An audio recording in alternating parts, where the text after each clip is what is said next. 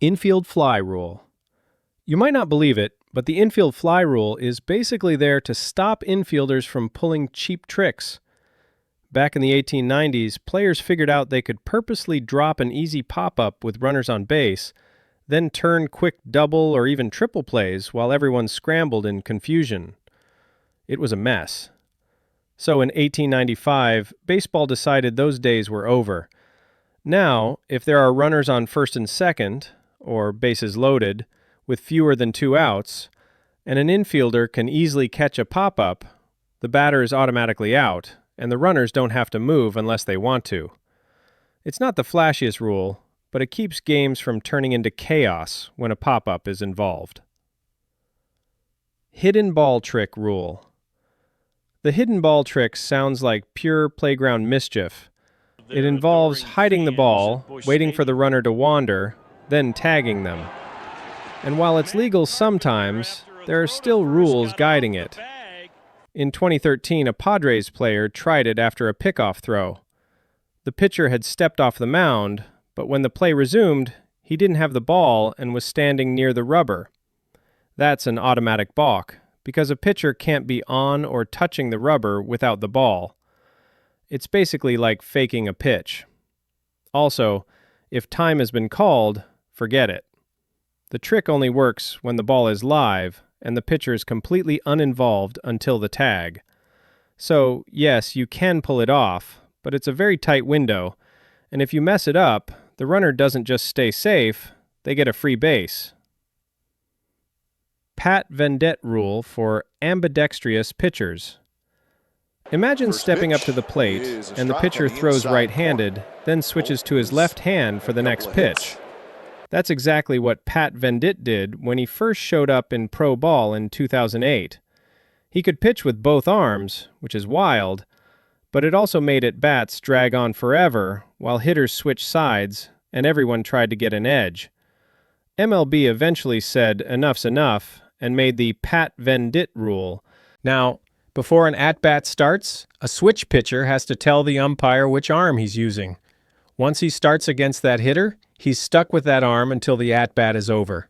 Then he can switch for the next batter. It keeps things fair and stops the constant back and forth. So, yes, ambidextrous pitching is still around, but it just doesn't come with surprises anymore. Fourth out appeal rule. Most people think 3 outs means the inning's over, but baseball has a weird little twist. You can actually get a 4th out, and this happens on certain appeal plays. Imagine 2 outs. Runner on third scores, but another runner didn't tag up properly. The 3rd out is made somewhere else, but the defense notices the mistake and appeals. If they're right, that appeal replaces the original 3rd out, which wipes out the run. The inning still ends, but it ends differently, and the scoreboard changes. It's one of those rare rules that makes you stop and think. You'll see it pop up every now and then in baseball forums, where someone proudly explains that yes, it's possible to get 4 outs in an inning. It's obscure, but when it happens, it can totally swing the game. Helmet rules by league level. Here's a funny little detail most people never notice. Minor leaguers and major leaguers have different helmet rules. In the minors, everyone has to wear a double ear flap helmet that covers both ears all the time. But in the majors, players can go with just a single ear flap if they want, though many still use doubles. The reason for this is tradition, because back when helmets became standard, veterans didn't want the extra coverage and were allowed to stick with the single flap. That choice stuck around, so a guy could spend years in the minors with full coverage, then get called up and instantly drop down to 1 flap. Fans online love to point out how backward that seems, as rookies have more protection than the pros. Ball and mask rule. Believe it or not, there's a rule for when the baseball gets stuck in the catcher's or umpire's mask. And it's not just for laughs, as runners actually get to advance a base. It doesn't happen often, but when it does, it's pretty hilarious. Imagine a wild pitch that bounces just right and wedges in the catcher's face mask. Play stops instantly, but without the rule, runners who were trying to steal would lose their shot. So the book says, if the ball gets lodged in any piece of gear, every runner moves up 1 base. This can happen on passed balls, deflections, or even crazy foul tips. Fans love when it pops up because it's one of those rare moments in baseball, and it shows just how prepared the sport is for literally anything, even balls stuck in people's faces. Rules for balls deflected into stands. Here's one rule you don't hear about every day. If a fair ball gets deflected into the stands, the call depends on where it happens. If it's more than 250 feet from home plate, and it goes over the fence after touching a fielder, it's ruled a home run. But if it's closer than that, it's just a ground rule double, meaning runners move 2 bases. The idea is to be fair. If the ball was already deep enough, the hitter probably earned the homer. But if it was a short hit that got an accidental boost from a fielder's glove, it's only worth 2 bases. You'll see it sometimes when an outfielder misjudges a fly ball and accidentally tips it over the wall. Sometimes it's bad luck, sometimes it's butterfingers. But either way, the rule keeps the scoring from getting too weird. Rules for pinch hit and mid-at-bat strikeouts. This one still makes people scratch their heads. Imagine a batter in the box with a 1-2 count, and the manager suddenly decides to bring in a pinch hitter right then. The new guy steps in cold, maybe facing a nasty breaking ball, and then he strikes out. You'd think that strikeout would go on his stat line, right? Well, it doesn't. In one of baseball's stranger statistical quirks, the strikeout actually gets charged to the original batter who started the at-bat.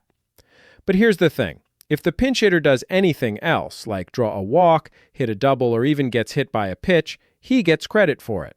It's a tiny, rarely seen rule, but it matters for player stats, especially in situations like batting average, on-base percentage, or even contract incentives. Seating rules for ejected players and managers. Ejections in baseball can be dramatic. Tempers flare, words get exchanged, and suddenly the umpire gives the thumb. But here's the part a lot of fans don't know. Once a player or manager is ejected, they can't just hang out behind the dugout doors or linger near the bullpen. By MLB rules, they must leave the field area entirely. If they want to stay in the ballpark, they have to head into the stands, but only after changing into street clothes.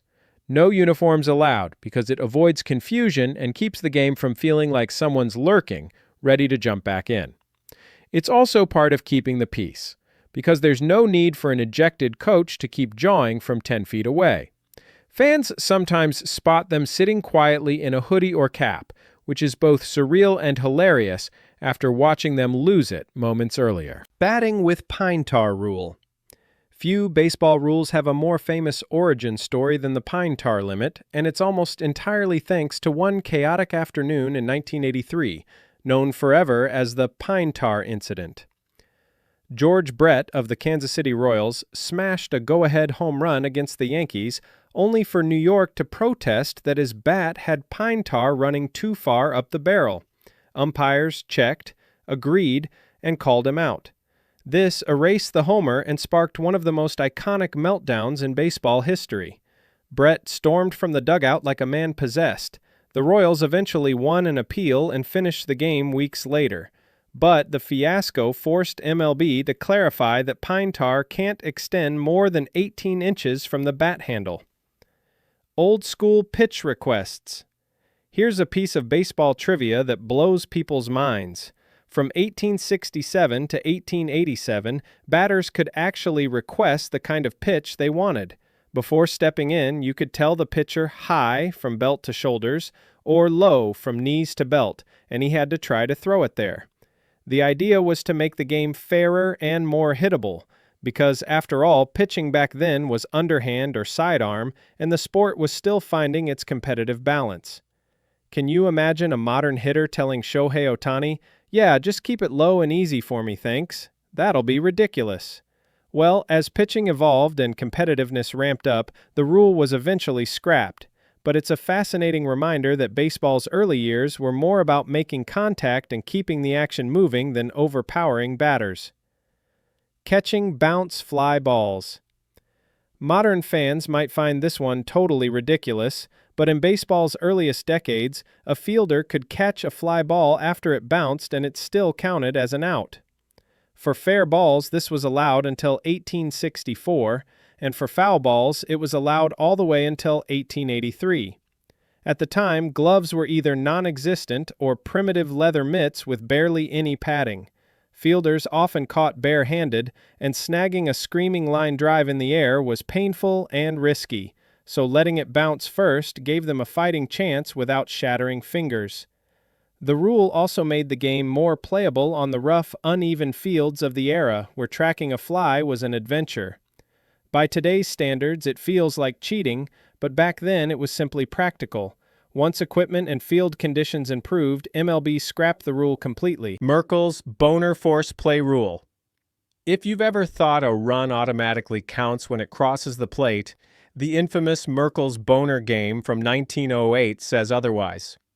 Fred Merkel, a 19-year-old New York Giants rookie, hit a single that seemed to score the winning run against the Cubs. With the pennant on the line. Fans stormed the field in celebration. But Merkel never touched second base. The Cubs realized this, retrieved the ball, and tagged second for a force out before the play was officially over. The run was erased, and the inning was over. The game was declared a tie and later replayed, with the Cubs winning the pennant. It became a textbook example of how force plays work, even in the midst of chaos. The incident cemented the rule that base runners must complete their advance for a run to count, no matter how wild the scene is. Pitch clock and shift ban. Changes. Not all weird baseball rules are dusty relics. Some are actually brand new. In 2023, MLB banned extreme infield shifts, meaning teams could no longer load 3 or 4 fielders on one side of the infield against left-handed hitters.